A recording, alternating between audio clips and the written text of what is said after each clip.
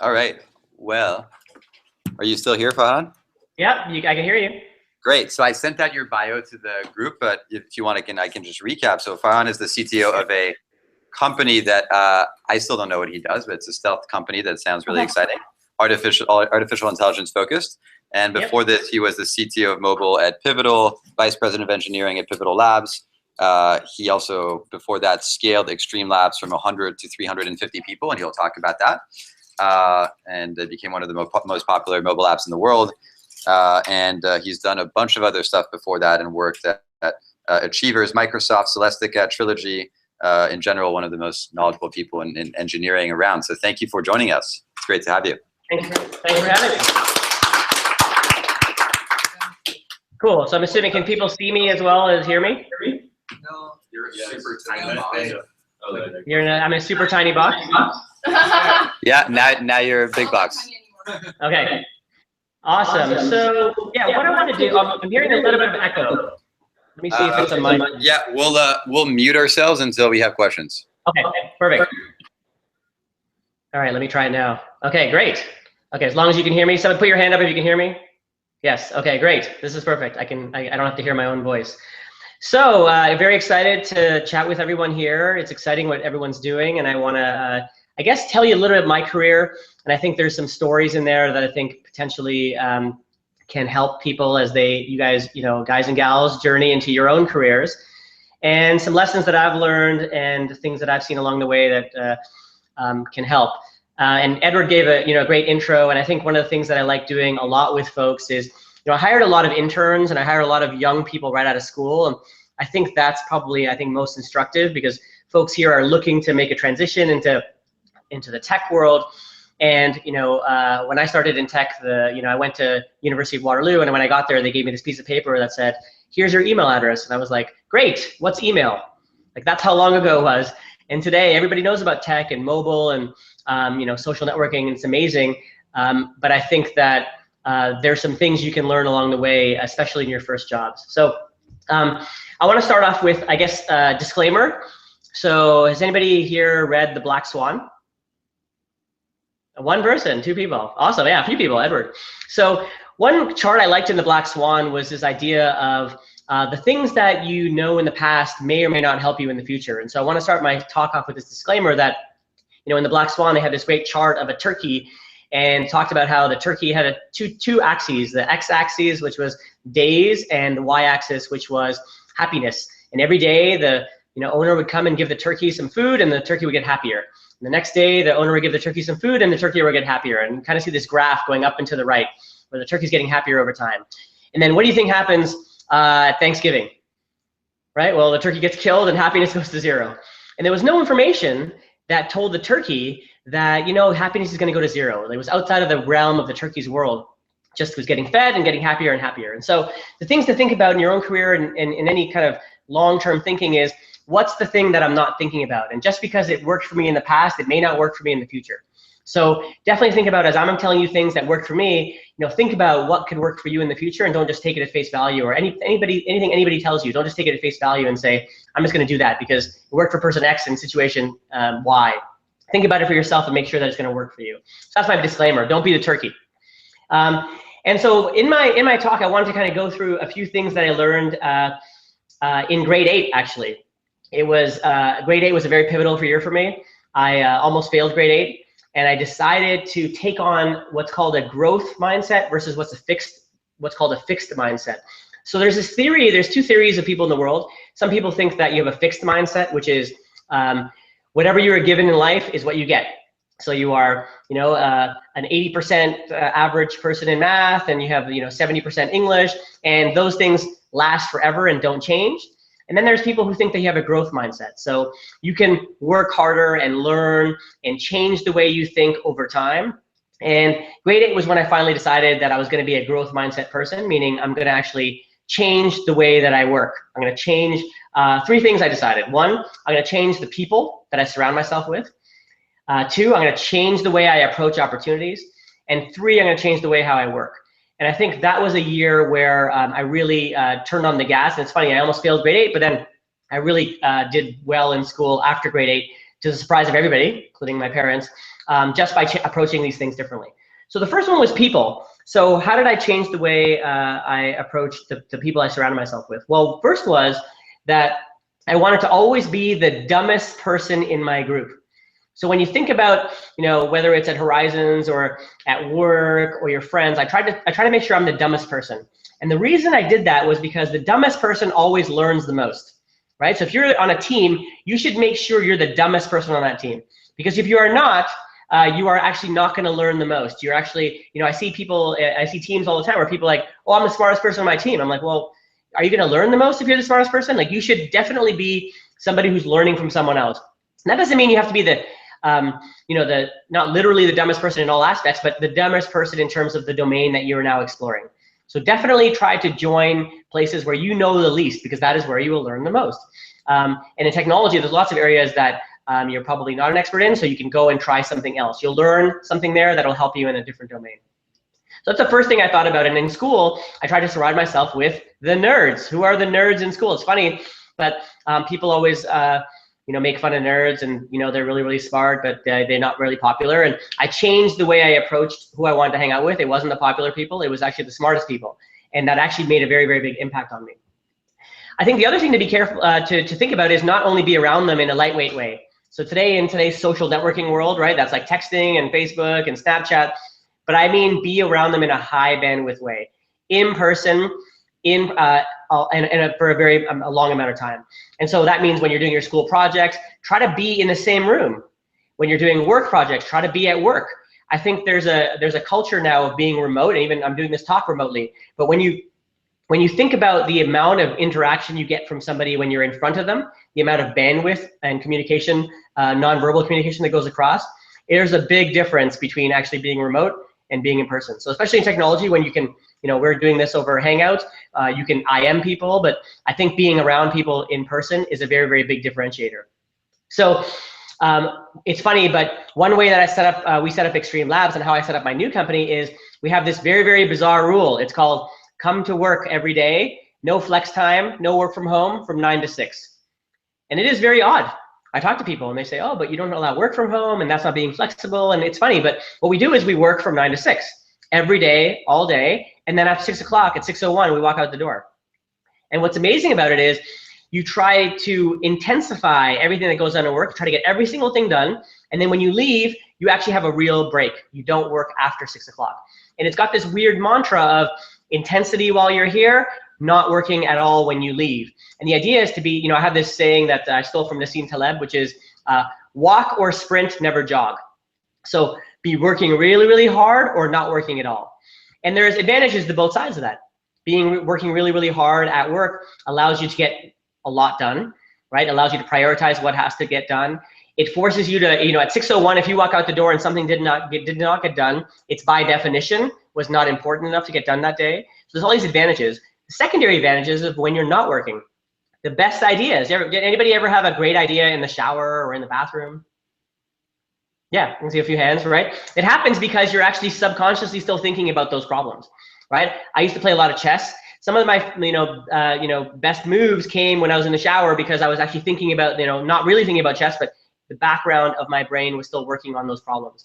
And so the same thing happens at work or in school. If you take real breaks, meaning not half-assed, not still being at home and kind of working, taking a real break from work, those best creative ideas will come out when that is happening. So you have the double effect of being intense and then not being intense. And then I talked about doing it in a high bandwidth way. So when you're with people that are really, really smart, you go away, your mind is still working on these problems, the thoughts, the ideas you guys are thinking about, you come back together and you can reconvene. So I think being around very, very smart people in a high bandwidth way is very, very important. There's, this idea of intensity is also very, very important. And when people like to talk to people about it, they say, well, you're not being flexible. You're not allowing people to work the way they want to work. And it's funny that, Dan Ariely did this experiment. Has anybody read Predictably Irrational or The Upside of Rationality? Anybody heard of Dan Ariely? Yeah, one hand. So I did this great experiment where he goes to, he's teaching a class, and he goes, you know what, I'm going to do an experiment on my class. I had the same set of students, same time frame. It's just a morning class, afternoon class. He had the morning class, normal class, every Friday the assignment was due. And then on the afternoon class, he said, you know what, instead of structuring my class, instead of telling people what to do and having a structure around it, why don't I just say, you know what, you can hand in the assignments at any time. So there's 10 assignments in the class. You can hand them in whenever you want. You can hand them in every week. You can hand them in at the end. You can hand them, right before the final exam, whatever you want to do. I'm going to give you ultimate flexibility. For the class A, it's going to be structured. Class every week. You're going to have your assignments due every week, and then the final exam. And then he looked at the results. Okay, and you could probably guess. What do you think happened to the class that had the structured assignments versus the class that didn't? Well, the class that had the structured assignments, they did better, right? And they probably did better because it was more structured, and they had the lesson. They did the assignment. But the interesting thing was not only that they did better. So then you look at the final exam scores. Class A also did better, right? They did, the ones who studied kind of throughout the term versus the ones that kind of handed in all at the end. The more interesting thing was the happiness level. He looked at, how happy were you in this course? Would you recommend this course? And what he found was class A not only did better, but they liked it better. So the counterintuitive thing that happened was he noticed that people actually liked a little bit of structure. So I think the misnomer today is that, you go and you work at Google or Microsoft or these big companies. They're great companies. A lot of them were my clients in the past. It's just that when you give people a little too much flexibility, do things whenever you want, and you don't give them a bit of a framework, they actually may not only be suboptimal in what they produce, they may actually like it less. So I think that is the thing that I learned, and why when I started my new company, I started thinking about, well, if we work in a way that's intense, and we work from 9 to 6, we also do pair programming, which you may or may not do at Horizons. It's offering folks a little bit less flexibility, maybe a lot less flexibility, right? Because it's 9 to 6 in the office, no work from home, no remote work, and also no flex time. But we found that people not only got more done in higher quality, but they actually liked it better. So we had very, very low attrition at Xtreme. And so I think, I'm hoping to have the same thing in my new company, but it is something that's counterintuitive, and something that I think as you guys and gals move into your new careers, to start thinking about is, what are the frameworks I want to put in place to enable myself to not only get more done and be more productive, but also be happier, right? And it could be as easy as like going to sleep at the same time every day, but having ultimate flexibility doesn't lead to ultimate happiness is my point there. So it is something to think about as you move forward. The other thing that I thought about, and I talked about pair programming just a second ago, was that find somebody in your class here or in work that will help push you. I worked at Microsoft, and I had a buddy there, and we didn't work on the same things. We weren't even in the same department. But he would message me and go, "Do you want to come into my office and work for 4 hours?" Like we would just push each other. We'd work together, but work side by side on different problems. But we drove each other to be intense. And if you can find somebody like that in your class or at work who can help you be better than you are by being another smart person that you can bounce ideas off of, that's a very, very powerful thing to go into your career with. And I had this guy Nabil who I went to high school with, and we went to Waterloo together. And so literally, because high school back then for me was 5 years. We had grade 13 in Ontario. Waterloo was also 5 years because we had work terms. So for 10 years, I worked with the same person, and he pushed me all the time. And even when we were allowed to have groups of 2, 3, or 4 people, we always just had a group of 2 because we knew exactly how each other worked. And it really, really helped me in my early career because we pushed each other a lot. And so I think if you can find that pair, whether it's pair programming, whether it's another person, I think that's very, very powerful for you. All right, so I talked about surrounding myself with really, really smart people and being the dumbest person on my team. And then I also changed things around opportunities. So how did I change things around opportunities? Well, in school, the way I changed it was I always took the hardest courses. So why did I take the hardest courses? One reason is probably punishment. I do like to work on hard things. But another reason was it really reflected back in the first point is the smartest people were actually in the hardest courses. And why were the smartest people in the hardest courses? Well, one way, they want to work on hard problems. But the second part was self-reinforcing. The smartest people went there. So if you wanted to surround yourself with the smartest people, I always tried to take the hardest stuff because the smartest people were in there, right? And that meant, at Waterloo taking computer graphics, which I hated, but really, really helped me because their smartest people were in those classes. And when I was studying for interviews, right, I prepped for interviews when I was leaving. It was my last school term. I would take my questions to class and I would put them on the whiteboard. And guess what? I had all the smartest guys and gals at Waterloo helping me go through all these different various problems and different aspects of those problems, so that when I got to my interviews, I really knew how to answer those types of questions. And so working on the hardest stuff really, really resonated with me. some people think about in career planning to take positions that you 70% know and 30% you don't know anything about. That's one rule of thumb. I always like to, jump into the deep end and in things I don't know and picking the things that were harder. So whenever I had choices, an easy choice or a hard choice, I most likely took the hard choice, the harder path. It was also because I found that somebody said this to me once, run towards problems that people are running away from. So whether you're looking to join a company or start a company, if you can just simply run towards problems that other people are running away from, you probably have an advantage, right? You're not scared of those types of things. So I think that, when you start thinking about what your next opportunity could be, you can kind of look at it through a certain lens, right? So for example, one thing that was interesting for me at Xtreme was we hired a lot of new grads. I hired a lot of interns. We had 65 interns a term, so a lot of interns. And a lot of them used to come to me for advice about how do I pick a career? How do I pick a job? I met with somebody today. She's an engineer who used to work with me, and she's like, I'm interviewing at Uber and at Facebook and at Google, and I'm trying to figure out where I should work. And so I said, well, you should look at it through the lens of the following 3 questions. One is, where can I learn the most, right? So that is, what do I know the least about? What is a domain I don't know a lot of information about? Where can I actually learn the most? 2, where are the smartest people, right? Relates to the number 1. So in your interviews, right, they're not only interviewing you, you're interviewing them. You're trying to figure out who the smartest people are, right? And then 3, where can I have the most impact? So what role allows me to work on something that will get noticed at the company level, right? And if it's Google or Facebook, hopefully it's a project that they're working on that is at the forefront, right? If it's at a startup, likely because the size of the company is smaller, the denominator is smaller, you can have a bigger impact there. So I think you really need to think about that as you're choosing kind of where to go next. I think the bonus question there is, what are you scared of? If you are scared, if you get 2 or 3 offers at companies and you are scared of one of them because the people are extremely smart or the opportunity looks too big or the startup is super early, that's usually a good sign. If you're scared of something, it's a good sign that you should be looking at that as a place that you could potentially work. I think it's really, really important to think about that. There's actually a great Harvard Business Review case on what's called career imprinting. And what career imprinting is that it says that the first job you get out of school really sets the tone for you in the rest of your career. And what that means is that 5, 10, 15 years later, you can look at somebody who worked at Google or Microsoft or Uber or at a startup, and you can tell that they started their career there. Whether it's the way they communicate, the way that they work, the way that they interact with others.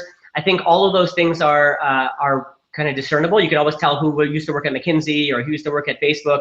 And it's super important in your first job to get the right career imprinting because it's very, very hard to change later on. So I think when you're looking at opportunities, you want to make sure that you are thinking about those things. I think another thing that people ask me often is, should I go deep or should I go broad? Should I look at things in a way that is shallow but across multiple disciplines, or should I go really, really deep into one thing? And I've seen this multiple times in my career where I've come to those crossroads, right? Should I move into management or should I go further into being an individual contributor? And I think, of course, it depends where you are in your life. At the onset, at the beginning, I think it makes sense to go deep. I think there's at a place called Valve, they talk about T-shaped people. And what that means, right? You have this T shape, and the idea behind it is that you're very, very deep in 1 or 2 things, right? Maybe it's engineering, maybe it's product, maybe it's design, maybe it's sales, marketing, business development, whatever it is. You're very, very good at one thing, but then you are broad and shallow across a number of other different things, but in a very, very lightweight way. Maybe you know a lot about engineering, you know a little bit about product, a little bit about product design, a little bit about like SEO or something else. The idea is that once you are good at one thing, people will look at that one thing and say, wow, Janet is really, really good at writing iOS apps. Let's try her on machine learning. Let's try her on Android. Let's try her on back-end server side. Like, people will take for granted that because you're good in one thing, you can potentially be really, really good at something else. It's very, very powerful to do that. It's unfortunate that being very, very good, being a little bit good at a lot of things doesn't get you the same credibility as being really, really good at one thing and then transferring to another thing. So I think you should think about things in that way. Sorry, Edward, I knew you wanted to interject and ask some questions as I'm going. Should I keep going or do you want to stop and ask some? Yeah, I actually wanted to interrupt you, so that's perfect. Okay. In all these principles that you're talking about, can you you tell us a little bit about like your story as soon as you were done with school, taking those hardest classes, and how you, you know, went towards things that were scary and did sort of the most the most difficult thing in general? Sure. Yeah. So when I was at Waterloo, I actually took the hardest program they have at Waterloo, which is something called CSEEE, which is computer science with electrical engineering. So basically, all my electives, instead of taking psychology and economics and what people would call the arts courses, I took physics and electrical engineering courses. And again, the reason was because I wanted to surround myself with the smartest people. It was kind of dumb doing that because it was a lot of work. At the same time, I met like the founder of Xtreme Labs in one of my electrical engineering classes, which I would not have met if I did not take that like side part of my degree. So it was kind of like doing 2 degrees at once. And I took computer graphics, I took real-time programming because those were the hardest courses. And it did lead me into, it's funny, my first job out of school with this company called Trilogy. It was in Austin, Texas. And the reason I went there was when I went down for interviews, I wasn't thinking I was gonna work there, was that I met literally the smartest people there. Someone would see something on my resume like, oh, you're into cryptography. And then he designed a cryptographic system on the whiteboard and then asked me to break it in the interview. And so they're just very, very smart folks. And I said, I want to work with the smartest people. And so I went there. And, always in my career, kind of trying to choose things that were really, really hard. I went to a company called Celestica after, which they used to build, I think they still do, build Xboxes and PlayStations. I ran the enterprise architecture team there. I moved to Singapore to set up their offshore development team. I kind of always approach things. I'm like, someone said, have you ever done that before? I said, nope, never done that. I moved to Singapore. I hired people. Like I never thought that just because I hadn't done it before that I shouldn't be the person to do it. And from there, I went to Microsoft. I ran search. I got to work with some of Bill Gates' technical assistants while I was there. He was still at the company when I was there. And I don't think a lot of it was because I was like extremely talented or super smart. It's that I just worked harder than everybody else, right? So, people used to tell me, I was working out of Toronto and the company was Seattle, right? Microsoft's in Seattle. And I had to get a hold of somebody and, you'd email them. And so I'll give you an example of perseverance, right? I'd email them, they would reply. I'd phone them, they would reply. I would fly to Seattle, try to get a hold of somebody. I would sit and I would see them in the hallway, literally try to find out what they look like, try to talk to them. They'd be like, I'm too busy. I would sit outside their office, lean on their door. And then when their door opened, I would fall into the office. And literally, like, they could not ignore me because I was so annoying that eventually I got what I wanted to get done, even though I was like some random dude in the Toronto office, but I'd get what I want to get done from the core team.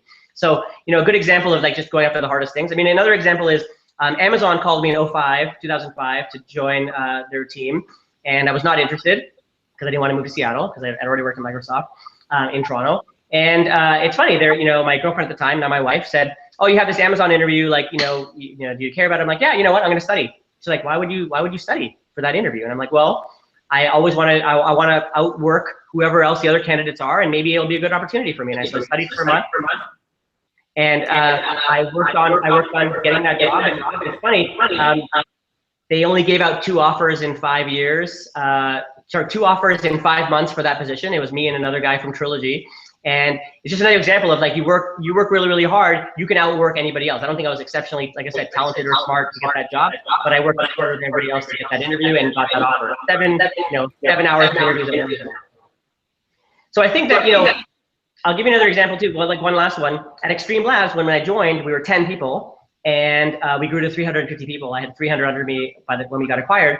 And that wasn't something that Amr, who was the founder, knew I could do or thought I could do, right? They didn't hire me and I didn't think to myself, I could run a team of 300.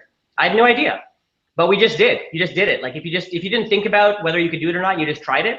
I think I'm always looking for people who are smart and potentially can do things versus the experience. So don't think you can't do anything, just go and try it.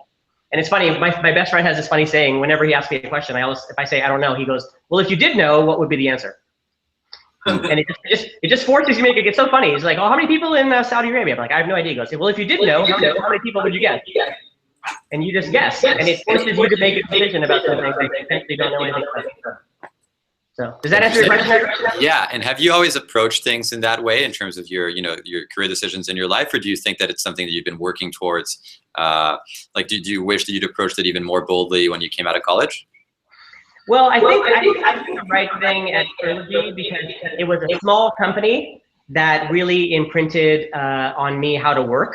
Another example at Trilogy is I got there and within 6 weeks they tried to fire me because I was much dumber than everybody else there. And I committed to myself. They literally gave me like another 6 weeks, and I committed to myself to become, as smart as I needed to be. Meaning, I took that growth mindset. And there's a picture of me inside by like a swimming pool with like a giant stack of books that I was reading, trying to brush up on everything that I didn't know, whether it was about C++ or Windows programming or whatever it was. I literally think in most cases you can work your way out just by working harder than other people. Got it. Cool. Other questions? I definitely got more questions, but do you want to keep going or do you want to? No, I'm happy. You have good questions? Yeah, go for it. Yeah, so if you're like gonna be applying for a job and you feel dumb, then how do you like sell yourself? Like, how'd you get that job at Trilogy? Yeah, so one is interesting because what I did was I brought all the hardest tech questions I could find to my computer graphics class, and I'd put a different question on the board every day, and I'd work with the smartest people I knew at Waterloo to work through all those technical problems until I knew every nuance about them, so that when I interviewed at Trilogy, they gave me new questions, right?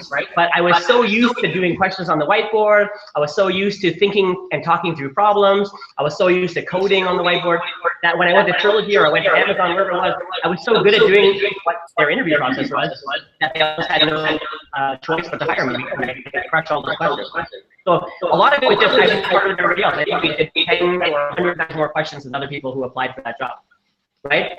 So the way I sold myself was like I just did very, very well at the interview. And I mean, today, for example, there's a really good book called Cracking the Coding Interview. Have you guys read that? Yes, Gail. We call that book Gail Lackman. But literally, if you can do every single question in that book, which I think is actually a hard thing to do, if you can do every question in that book, you can get a job anywhere you want. Did I lose the audio? No. You just that's just a really big statement. Oh, okay. Yeah, but I can tell you that right now. If you can go into the Gail Lackman book and do all those questions, do them over and over, do them on the whiteboard, and actually you want to see a funny, if you want to have a funny intimidation technique for interviews, bring your own whiteboard markers. Yes. Yeah, so actually I'll tell you this, like when Xtreme Labs had lots of different acquisition offers, and we interviewed at Facebook and Google because different companies were looking to acquire us, and they're like, bring us your top 5 engineers. And it is pretty intimidating when they ask you a question and you pull out your own fine-tip whiteboard marker to attack the question with. But anyway, that's what we did. Just do lots and lots of questions. Like there should be no reason why. I mean, I think a lot of the questions in the Gale book are hard, but if you can do most of those and you can reason and communicate and talk through why you are approaching it in one way, you're not going to get the same questions. You're going to get new questions. But if you can think through problems and talk about them, that's what companies are looking for. They're not looking for the answer. They're looking for smart people who can reason through problems. Did you conduct a lot of technical interviews? Yes, I've done thousands. Apart from bringing your own fine-tipped markers, what else would you recommend? So, okay, the other thing I would recommend is I have this test called propensity to action. And what it means is I always sit down in my interviews at the beginning and I start asking people about their careers and what they've worked on so far, what they're interested in, and then I'll say something like, hey, why don't we work through like a quick algorithm type problem, and then we'll see where it goes from there. And what I'll do is I'll start describing the problem, and I'll wait to see how long it takes for somebody to stand up and start writing down things on the whiteboard, because I'm just giving them so much information. I want to see how long it takes them to go, I need to get up and start like solving or thinking. So it's like a really good test around like, are people interested? Are they jump at the problem, or are they just more passive and going to think about it? I'm more looking for people who are action oriented. Right? There's even a book called Smart and Gets Things Done by Joel Spolsky. It's about, you're looking for people who are smart. Right? And so that's literally what I'm looking for too. And so I look for people who are action oriented, who want to start writing or want to start making notes, or there's something about this idea of standing up. What attracted you to the companies where you went to work? Was it really was it those companies where you found the smartest people? How did you end up at Microsoft or at Pivotal Labs or all that? Number one for me was the smartest people. Like at Trilogy, so funny. It has everybody in the room is probably very, very young, but Trilogy had an amazing reputation in the late 90s for hiring the smartest people. And most people who know about Trilogy don't know what it ever did. Like nobody actually cared. We never cared what it did as a company. We just knew the smartest people worked there. Like it actually was working on a very boring product. So smartest people was my #1 driver for sure, because I don't think there's anything that can drive you to be smarter or better than you are than smarter people around you. Speaking of, what does Xtreme Labs do, or what did it do? So what Xtreme Labs did, so I'm not Xtreme Labs anymore. What Xtreme Labs did was we built some of the most popular mobile apps in the world. So in 2007 when Umar started it, the iPhone had just come out. I joined in 2009, there were about 10 people. Android had just come out the year before. And so a lot of companies didn't know how to build mobile. And so the apps that we built, and so you'll probably know some of these, Facebook, Twitter, Instagram, Vine, Uber, Slack, the NBA, the NFL, Thomson Reuters, Bloomberg, Carnival Cruise Lines. Like we just built a lot of the top apps in like a 5-year period because those companies didn't know how to build mobile apps. Interesting. Tyler. And just to be clear, like the reason you're surrounding yourself with smarter people is so that way you can like learn the most, not so that way you can like become the smartest person and one up them. Because those are like two very goals, I think. Yeah, you'll never. I mean, it's funny, but guess what? Like people grow and change, right? So get the smarter people around you will get smarter by you also being there, right? Like the idea is that you're not just some parasite in the group, right? You're actually learning and asking questions. Like, so, I do a talk on pair programming about junior and senior engineers working together. And people always say, why should the senior engineer want a junior person sitting beside them? And the answer is always, the junior person is asking so many questions that the senior person has to justify why they're doing things the way they're doing them and actually getting better by teaching. Right? Like one thing is if you can teach something, you know it better than if you could just if you just understood the material. And so just being around smart people, being around smart people, if some people have a better domain experience than the other person, everyone will learn as a group and everyone will get smarter. And so what we saw at Xtreme was, we only had 1% attrition, which is insane. If you think about mobile, the best mobile engineers in the world in the 2009 to 2013 period, being poached all the time and nobody leaving, was because everyone was getting smarter. It wasn't like you were getting smarter and then you were all of a sudden the smartest person. You were getting smarter, the people around you getting smarter, and that was just feeding off each other, and everybody kept getting smarter and smarter and smarter, and nobody wanted to leave. What does it take to scale a team from 10 to 350 people like you did? What happens inside, and like how did you keep everyone happy and have that low attrition rate? There's so many, that's a whole different talk, but there's so many weird and interesting things that we did there that a lot of people did not agree with. Like, I'll give you an example. I'm anti-manager. I don't like managers at all. Even though, like, I'm a manager, I was VP of engineering there. So I didn't hire managers for a long time. I had 120 engineers report to me directly. And it worked for some time because I didn't want to have managers kind of, what's the line I always use? Managers create work for each other. So I never wanted managers to be around. That was one thing we did. We had a very different workplace, right? I'll tell you, if you ever read anything by Dan Pink, Motivation, the book called Drive by Dan Pink. Anyway, there's a good video I can send you. I'll use one hand. I can send you the video, Edward, if you guys want to watch it in class. I think it's 10 minutes or whatever. It's a very, very good video on how Dan Pink thinks about motivation in the workplace. And I realized that what we were doing was actually apt to what he was doing. So he has 3 principles. He says if you want to have an engaging workplace, you need 3 things. You need mastery, autonomy, and purpose. And so mastery is becoming really good at something. And for us, we did pair programming, and we were intensely working from 9 to 6, no remote work, no flex time, and everyone was getting really, really good at building mobile apps. Right? So that was mastery. Autonomy, the idea that you can work on something yourself and not be micromanaged. Well, guess what? If your manager has 119 other direct reports, you cannot be micromanaged. It's not possible. So everybody had the autonomy to build things themselves, and there were many, many instances where apps would go live in the App Store before I had ever seen them, and that was by design. It sounds weird, but like as a VP of engineering, I didn't approve every app that went live. It went live without me. So that was the second thing. And purpose. Working on something that's bigger than yourself.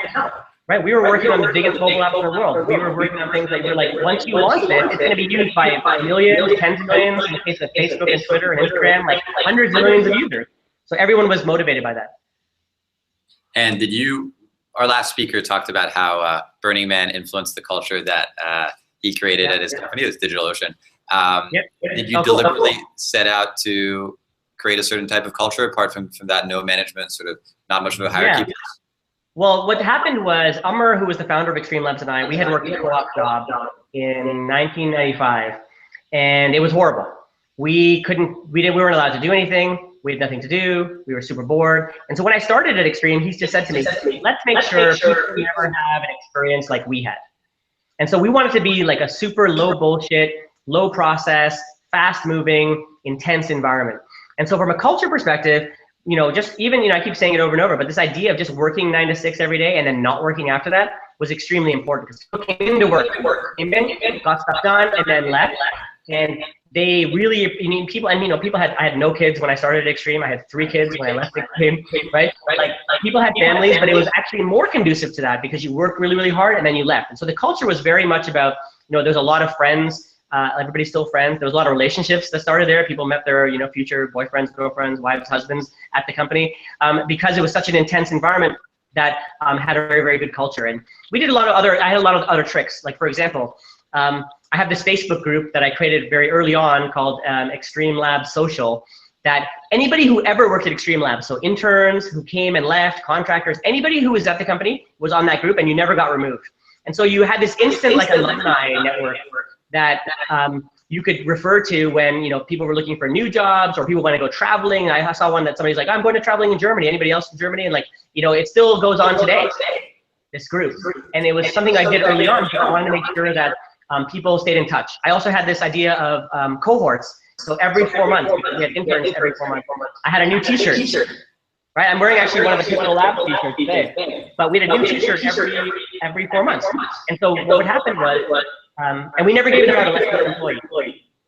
And so what happened was you would see a t-shirt and you'd be like, oh, I didn't know you were around at this time, or when were you here to get that t-shirt? Like it created this idea of like having all the t-shirts meant that you were there for a long time, or you know, to have a t-shirt meant you were an employee. So there's all these different cultural like tricks. And when people talked about culture to me, they said, you know, what drove the culture? Like you asked me that question, and I have to say, it was like 1,000 little things like that. Like we used to say, do-ocracy, not democracy, meaning just do it. The person who does it wins. There's no like voting, there's no process. If your laptop is broken, I expect you to buy a new laptop and expense it versus like trying to figure out how to fix your laptop. And how did you, can you tell us about how you decided to start your new company? What is it called? Yeah. It's called Helpful. Did you create it with a couple of people from Xtreme Labs, or sort of how did you go about it, and how did you choose what problem to work on or what product to build? Yeah, sure. So I actually started it with a client of Xtreme Labs. So he was a guy named Dan DeBow, who's a serial entrepreneur who we've known each other for 10 years. So we started the company. The company is only 10 people today, but 7 of the 10 are previously Xtreme or Pivotal. So definitely a lot of alumni who like that experience. You know, one of my engineers said to me, he was like, you know, Pivotal was the best, Pivotal and Xtreme was like the best engineering environment I ever worked at. So I had to follow you to see what you did next, right? So they had you know, great experience there, and so they're, you know, coming here. And how did we decide? It's funny. It's very weird how we started. So Dan's pitch to me was the following. He said, Dan's my co-founder. He said to me, what do you want to do next? I'm like, I'm not sure. I want to start, maybe join another company. I don't know if I'm going to start a company. And he said, what do you think about when you look at downtown Toronto? And so for those of you who aren't in downtown Toronto or haven't seen it before, it's not like, you know, I'll tell you what it's like. It's basically banks and insurance companies. He's like, what do you see? I'm like, I see banks and insurance companies. Like, those are the towers. And he goes, let's change that. That was his pitch. He said, let's change it. Technology company. Let's build a company that it has a tower in downtown Toronto. That was his pitch. And we actually didn't have an idea. He just convinced me to quit my job. He said, quit your job and we will figure it out. And so it's a kind of an odd way to start a company, but that's what we did. So you're building a tower in downtown Toronto, or yeah, exactly. company? Well, yeah, when we have 1,000 employees, we build a tower in downtown Toronto. How did we come upon the problem? What we did was actually, we both quit our jobs. He was a SVP at Salesforce. I was the CTO at Pivotal. We both quit. We got an office. And guess what? We started coming to the office every day from 9 to 6, which is how we work. It was one table, which was us two. And we actually would talk about different problems, different things that we think should exist in the world. And we spent between 5 minutes to 1 week investigating those problems. And we said, like, I'll give you an example. One of the problems we didn't do. We said, you know, it's really, really hard to figure out the impact of brand marketing. So for example, you put a billboard up on the street, it's hard to tell how many people saw it, what the impact of that was. We thought, well, what if we could give free cameras to everybody that they wore around their neck, and we could use AI and machine learning to figure out how many people per day saw those brands, and we could figure out tie it to their demographic information, like if they're a man or a woman and their age, and then we could tie it to their credit cards and figure out what they buy. We could go into like Starbucks and say, what do you think people who come to Starbucks do 2 hours before they get to Starbucks? And then we would investigate those types of things and say, is there a company here? That's the kind of thing we did. How did you figure out which was the right problem to go after? There's no way to ever know that, right? Like, we just got excited about one of the 10 different things we came up with and started prototyping it. And what we did was we started talking to CEOs and at different companies and showing it to them and saying, what do you think about this problem we're working on? We don't know if we just want to work on this problem. Like, we never said, is this a company? Is this a product? We just said, should we keep working on this problem? And for this one particular problem, every single CEO said, yes, keep working on this problem. 2, can I buy your product when it's ready? And 3, can I invest in your company? And we had never seen that response, that level of response before on any of the other problems. And these were not like random people. Like, actually, some of the investors in Helpful are like the CEO of Twilio, Evernote, FreshBooks, Influitive. These are all like CEOs who saw the product who said, I want to invest in this company. And so that's what happened. Got it. And a lot of people here are interested, I think, in creating their own things. How did you figure out that what's the name of your co-founder again? Daniel DeVoe. How did you figure out that Daniel was the one that you wanted to work with on this? Oh, interesting question. So I'm allowed to swear or no? Absolutely. Yeah? Okay. So only because the way I described it was, so when I was thinking about starting my own company, and I wasn't really, but I thought to myself, like, who are the 4 or 5 craziest motherfuckers that have a vision of the world that doesn't exist right now? Like, literally, because I'm an execution person. I know what I'm good at. I'm not the unreasonable product visionary who thinks about things that should exist in the world that do not exist yet. And I had a list of like 4 or 5 people in Toronto who are like the literally craziest people who are like, why does this not exist in the world? Like, they're continually annoyed by how our world works, right? And I said, I have to partner with someone like that. Now, you may be like the crazy motherfucker and have to partner with somebody who's an execution person, right? But Dan was the first person on my list. And so it actually was fortuitous that he pitched me first before I even approached him about starting a company, because he said, hey, I want to start a company, and like, you know, you have experience of hired 1,000 people in 4 years and scaling companies, and he's got an amazing product vision, and you know, us coming together would be, we called it the Justice League of America. And apart from that, just the craziest person you could find, were you like, you know, we have to be able to work on different things, we need to have sort of non-overlapping skills, or did you not even think about that? We thought about that a little bit. We mostly thought about it as like, I'm execution and he's product, right? So we thought about it like that. We definitely both, you know, we both do lots of talks. We both get out into the media. So there's some overlap there. He's definitely better at product, I'm better at engineering. I mean, that's how we kind of think about it. But we step on each other's toes on purpose, right? Like, I'll say something about the product and he'll go, that's a good idea. And today he said something about engineering. I'm like, that's a great idea. Let me look into that. And he was right. I was right. We're not territorial. But in terms of, I would say we did know each other for 10 years. So that's a good thing, to know the person for a long time. We have similar family values. Like, he has 3 kids, I have 3 kids.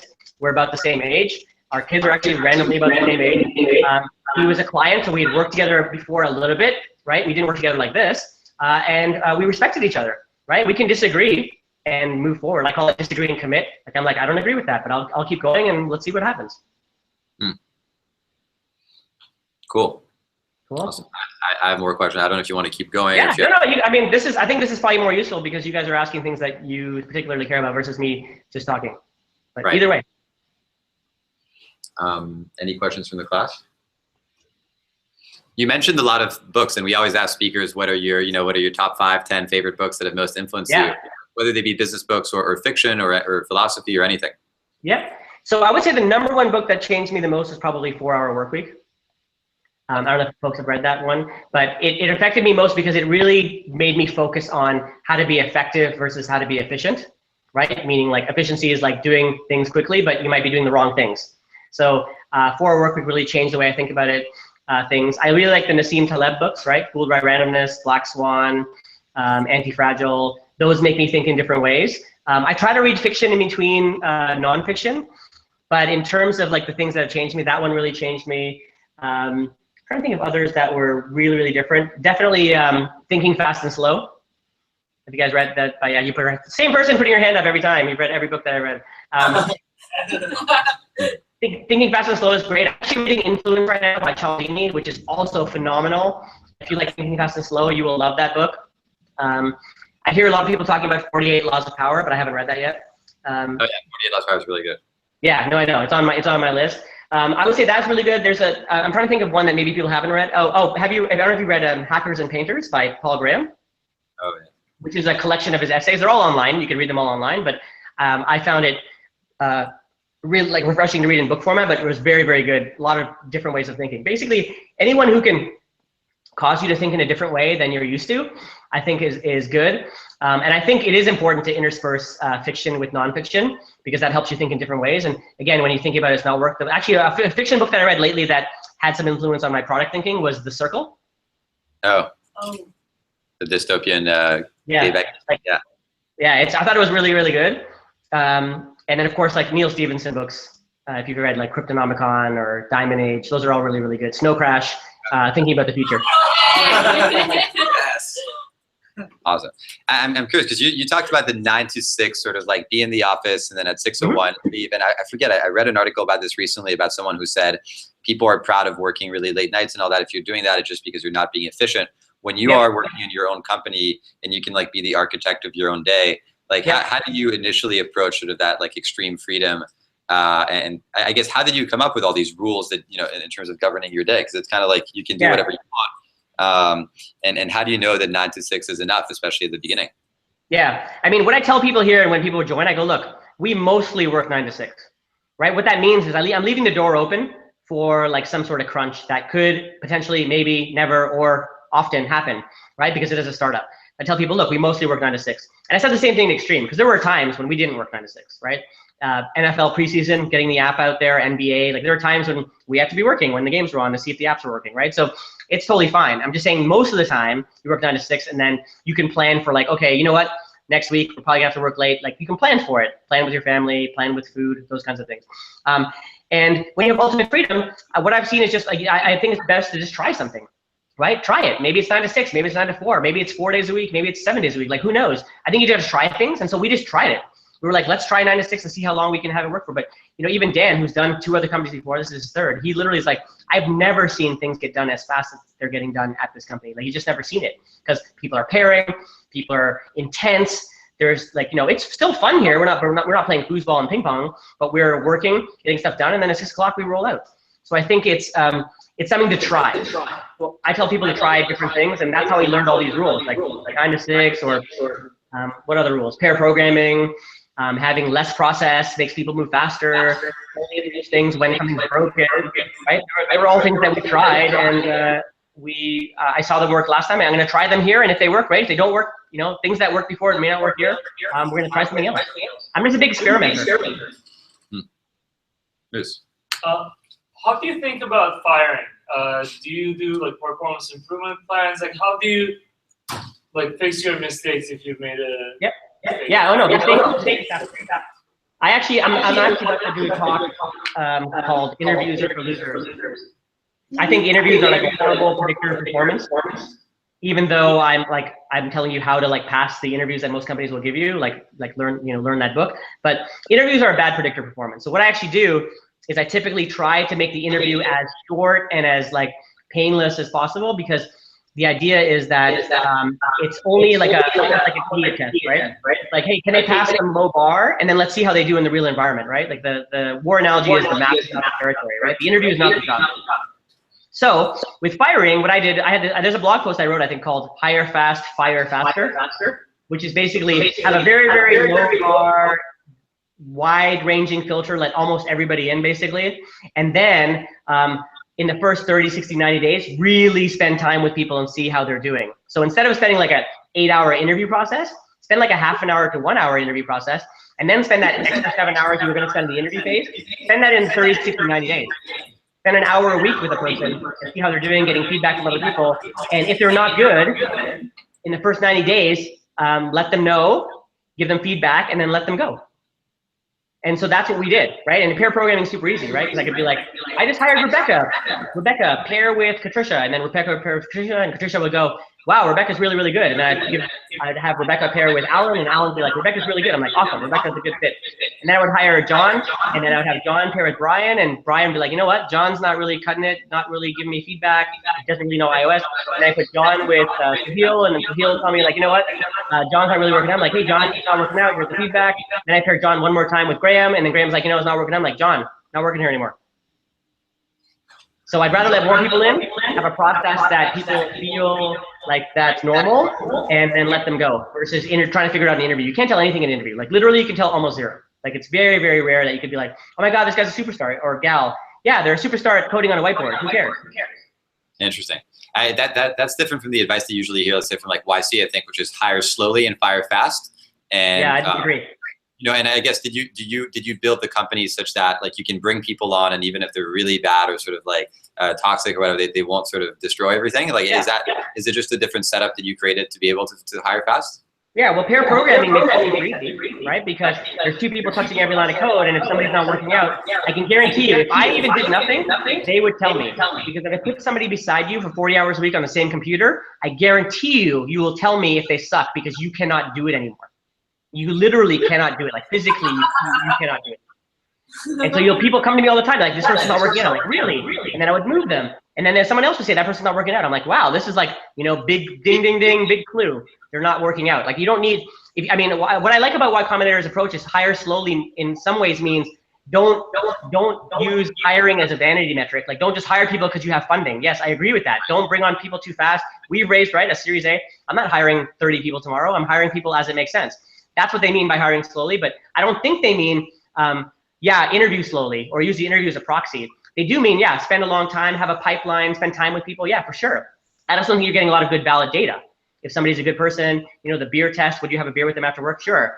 But I mean, the real test is, how do they perform at work?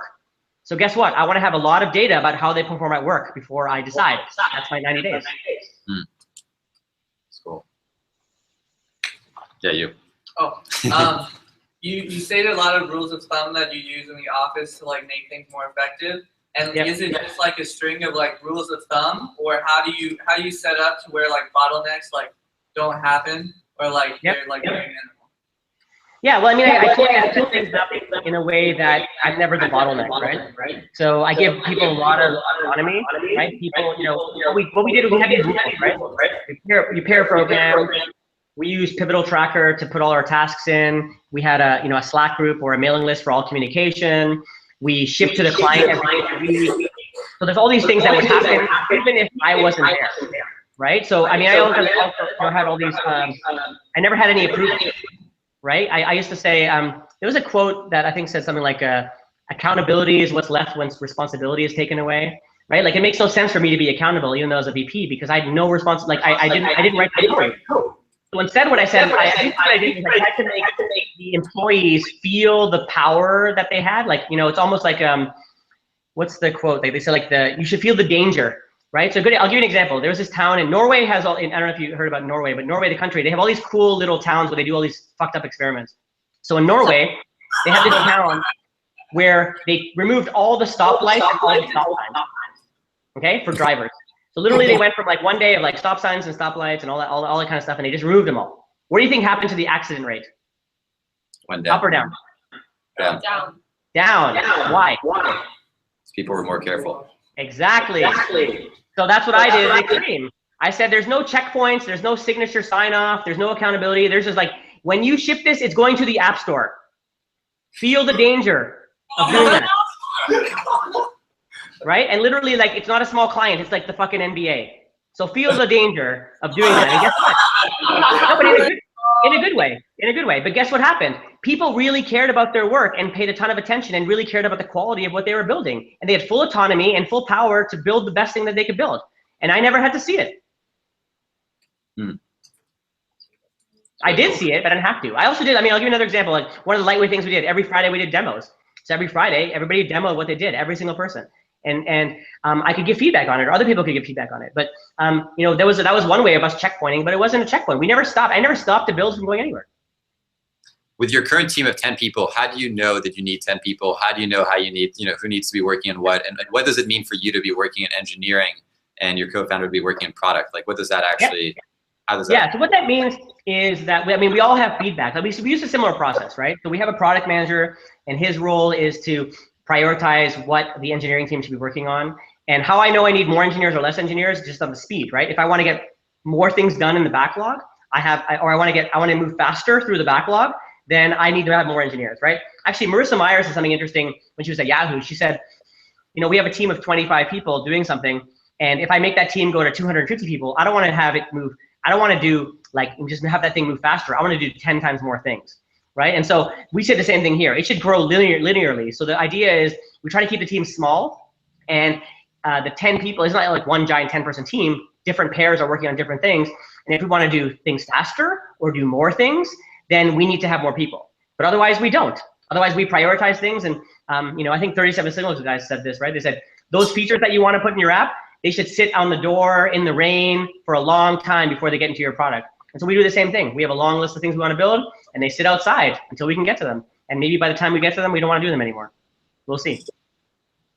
And so you working in engineering and him working on products, does that mean that you don't sort of have a say in the vision of the product, or what does that mean? No. We do, yeah. It just means that like at the onset of the company, that's the way we thought about it. It's more about where the strengths are, right? Like, so Dan has a much better view of where the future of the world is going, right? I have a much more, and he has a much more unreasonable view. I have a much more reasonable view, right? And as we know, progress depends on unreasonable people, right? So he has this unreasonable view, and he'll say, I think we should build this. I'm like, I don't think that's possible. I think we could do this. And he'll push back and say, well, what about this? And what about that? And can you try? I'm like, yeah, there's probably a way we can get part of the way there. And then we try to get there. And then I can see some other step to get forward. So it's really about, I do deep dives on the technical side. I do the recruiting of the technical people and the product people. And he really focuses on talking to potential customers, investors, and figuring out whether what we are building, like, do people want what we are building? Are we solving a big enough economic pain so that people will pay us for what we are building? He spends time on that. I spend more time internally with the internal team, looking at technology. Should we build Elasticsearch? Should we, how are we going to think about building AI and machine learning into our app? Those kinds of things. And he's more focused externally. Yeah, go for it. I'm going off like rules and stuff. I'm curious, what do you do in the morning, like when you wake up, like, and what time do you go to bed? Any special kind of like practices? Like, what do you do to keep this kind of a mindset? Okay, that's like a Tim Ferriss question. What is your morning routine? What time to wake? Yeah, I don't think there's anything specific that I do. I have 3 kids at home, but I do try to get, like, I sleep at midnight, I wake up at 7. It's pretty normal. I actually do a lot of walking. I think that works for me. I don't drink coffee or caffeine. I don't know, I'm a high energy guy without that, but I do a lot of walking. I walk my kids to school or camp. I walk to work. Sometimes I'll walk for an hour to go to a meeting instead of like taking an Uber. I'll just look at my Google map and be like, oh, it says an hour, and I'll put my headphones on and listen to podcasts and walk an hour to the meeting. So I do a lot of walking, and I do, like, most of my meetings are walking too. So when people come over, like, I just did an offer for somebody, and we walked down the street, and we stopped while I walked through the offer letter, but otherwise we were walking around and talking. So I like to do that a lot. Yeah, I don't have much. I mean, I try to eat at the same time. Like, there's nothing super particular, but I do work intensely. So, like, literally from 9 to 6, like, even my wife, like, she doesn't call me too much during the day or message me too much during the day, because she knows that I'm super focused on work. Like, I kind of have like 2 switches, right? Like, work's on or work is off. So, if it's important, she calls me or if she messages me, but usually I'm trying to focus on just work stuff at work. And then when I leave after 6, that's when I'm focused on, like, non-work stuff. So it's funny when people talk about flexibility and, like, family life or balance, like, when I'm at home, I'm with my kids, playing with them, or doing stuff, like, I'm not working, right? So I have like 100% of my attention. So I think that's better than kind of like working like a 12-hour day and being flexible and being like, let me come in at 11 and leave at 4. But I'm kind of like, when I'm at my kids, soccer game, maybe I'm still working on my phone. Like, that's not the right thing. The right thing is, like, be turned off. So if I'm with my kid playing soccer, like, I'm playing soccer, I'm not on my phone, right? So that's kind of the way I approach it. Like, I have like 2 modes. Yeah. Got a pass to email too. You talked about hackers and painters, and I know Paul Graham talks about like a maker schedule versus maker schedule. Do you do all your email at once and then turn off the phone when you get at home? Good point. So what I do is actually, for my meetings, I only have meetings from 5 to 5:30 every day.